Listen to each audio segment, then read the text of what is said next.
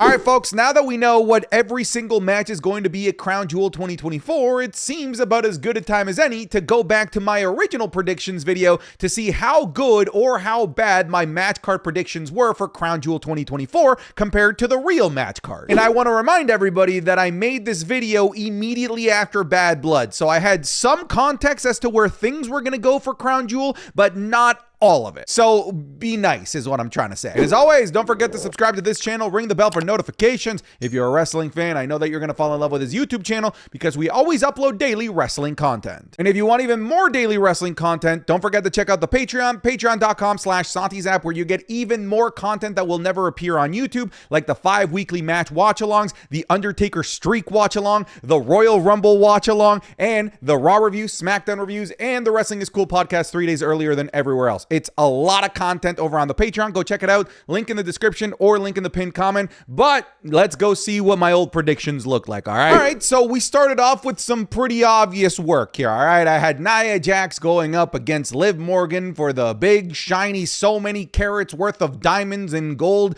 Crown Jewel Championship belt. There's nothing special about this. At Bad Blood, they had announced that they were going to do champion versus champion, and out of all of the different possibilities that they could have gone with for all of the different champion versus champion matches, I thought that they were going to stay pretty on course with what they already had, which was Nia Jax as the WWE Women's Champion and Liv Morgan as the Women's World Champion. So I guess we have points, but really nothing to celebrate because I feel like everyone and their blind bat could have figured this one out. Yeah, there was a little bit of danger and intrigue there with Tiffany Stratton potentially cashing in on Nia Jax before Crown Jewel, but in my opinion, the better intrigue would be if they were to hold that briefcase until Crown Jewel, and they seem to have done that, and I do desperately hope that we get a cash-in at Crown Jewel because that would be freaking awesome. I will note, I've been quite happy with the build-up to this because it doesn't feel like just a bland exhibition match, even though it is, because they've done a pretty good job at building all of the feuds that these ladies are in that will take place after Crown Jewel, like the continuing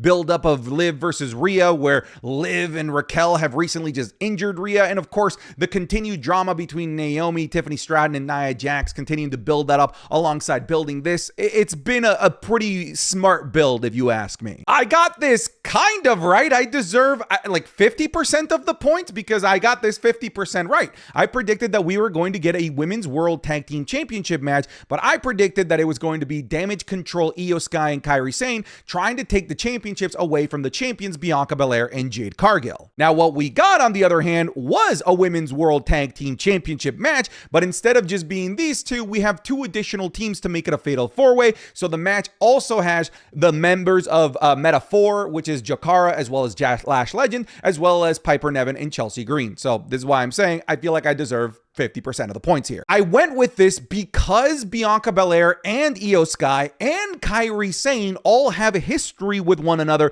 at Crown Jewel. Don't forget, it was at last year's Crown Jewel that it was Io Sky versus Bianca Belair for the Women's World Championship, and it was the debut of Kairi Sane who helped Io Sky win. So there was plenty of history to tie this all the way back another 365 days later to give us this tag team match now that we have tag team champions and now that we've added Jade Cargill to the equation.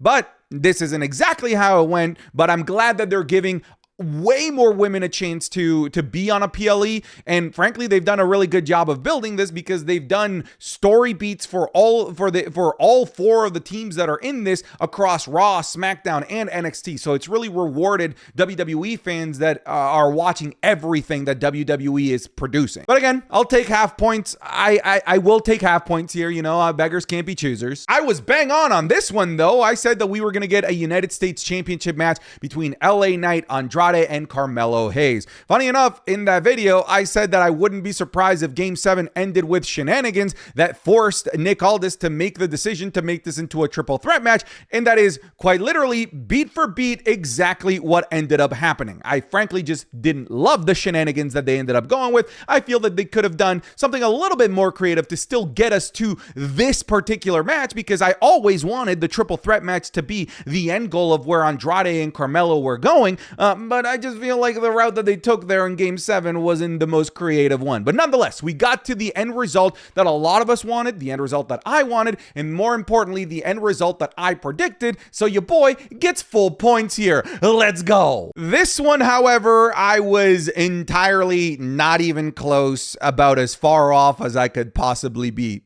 To be fair, all right, to be fair, I don't think that this is entirely my fault. I predicted that we were going to be getting AJ Styles versus Logan Paul. And here's the thing, all right? I think that this could have potentially been the play, but because of the severity of AJ Styles' injury, there's no match for AJ Styles whatsoever. Now, frankly, I don't know if there was ever a plan for Logan Paul at Crown Jewel. My prediction really hinged on the fact that Logan Paul has been a major part of Saudi shows, but also a huge integral part of the last several Crown Jewels, to be more specific, that I thought that it would make sense for Logan Paul to be in this show in some way, shape, or form. On top of that, I know that Logan Paul did just have a kid, so it makes it a little bit more difficult to travel around since he's a dad now. But the fact that he had just launched Lunchly, this new product that he's got with Mr. Beast and KSI, this combination of Lunchables, Prime drink, as well as what's the Mr. Beast chocolate called? Feastables, whatever, man. Sorry, look, I barely eat any sweets, all right?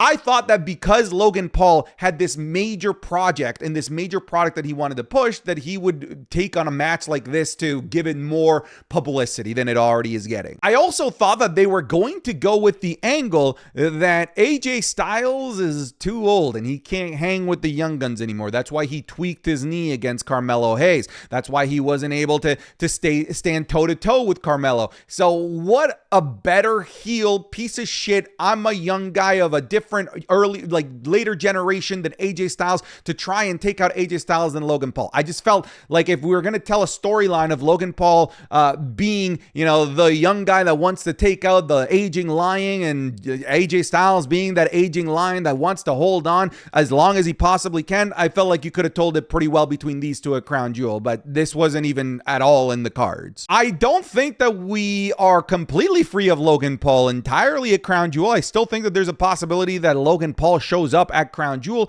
If anything, I could see him costing LA Knight the championship or just disrupting the triple threat match in some capacity, in some way, shape, or form, thus continuing Logan Paul's streak of appearing at Crown Jewels year after year after year. But your boy gets 0 points on this one. I got this one right, but I feel like this one was kind of obvious as well. It's Bronson Reed versus Seth Rollins. By the time that I made this, Bronson Reed had already lost the last Monster Standing match to Braun Strowman because of the return of Seth Rollins. Now, you combine that with the fact that Seth Rollins is a perennial WWE Premium Live Event guy. He doesn't miss Premium Live Events if he's available.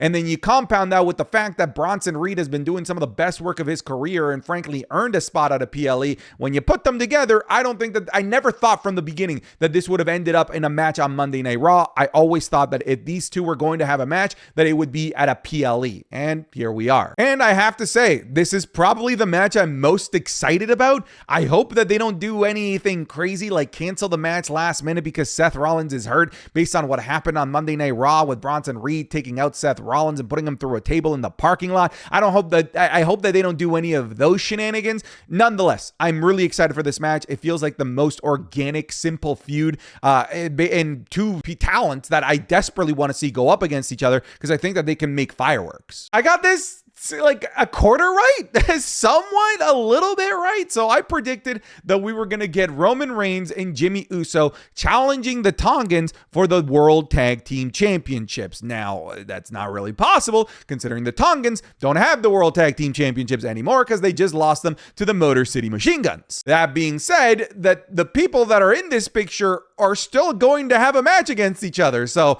again, partial points here because the match that we currently have announced is Roman Reigns, Jimmy Uso, and Jey Uso taking on the Bloodline. Now, we don't know whether this is a 4-on-3 handicap match or whether the Bloodline has to pick 3 members, or maybe Roman's Bloodline will find a 4th member, which could potentially be Sami Zayn now that he's actually like hovering in this storyline. Who the heck knows? But we are getting Bloodline versus Bloodline at Crown Jewel. I figured that we would get something Bloodline related. Additionally, traditionally, like, Roman Reigns is somebody that the Saudi government probably wants to have at these major shows. And with Roman being available, I figured that the bag would probably be pretty big for Roman to make, jump on the flight and get into Saudi Arabia. So it's not for the world tag titles, but like the same sentiments still kind of there, which is a reuniting original bloodline versus the current iteration of Solo's bloodline is happening. So I'm giving myself partial points. I got worked, fellas. I got worked real hard. I thought that there was a chance, that there was a possibility, that there could have been a moment in time where WWE was stupid enough to give us Goldberg versus Gunther at Crown Jewel. Not for any championship, just a match, because I had predicted that Gunther would have lost his World Heavyweight Championship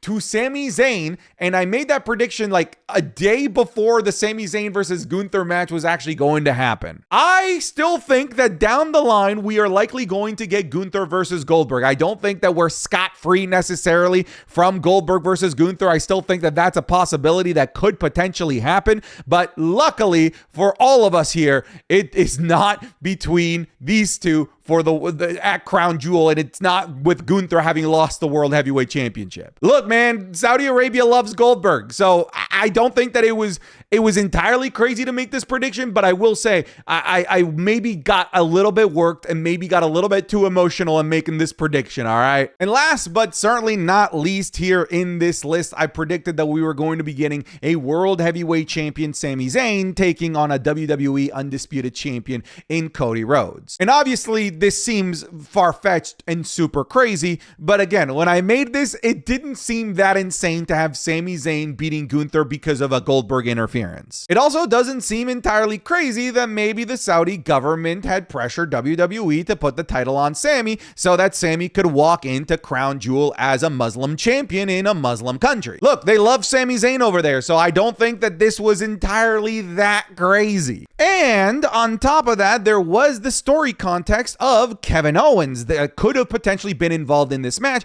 who would have had major history with both Sami Zayn and, of course, with Cody Rhodes, who he had just turned heel on at the end of Bad Blood in the parking lot when he attacked Cody Rhodes. So when you include all of those contextual pieces, the fact that Sami's beloved in Saudi Arabia, the fact that Kevin Owens could have been involved in this match and been a major factor for both Sami Zayn and Cody Rhodes, maybe you can see where my logic was at with this match. Nonetheless, this is not what we're getting. We're getting exactly what we probably should have predicted from the get-go, which was Gunther versus Cody Rhodes in a champion versus champion match for the big fancy Crown Jewel Championship. This is one of those where I think I'm just happy to be wrong. I'm happy to take my 0 points here, fellas. I'm happy to take my 0 points and have my head held up high that Gunther is still the World Heavyweight Champion and that we don't have a nightmare scenario where Gunther has to do the job for Goldberg. But that's it, folks. Don't forget that we're going to be watching Crown Jewel as a community either on Twitch or on YouTube Live. So if you want to be able to watch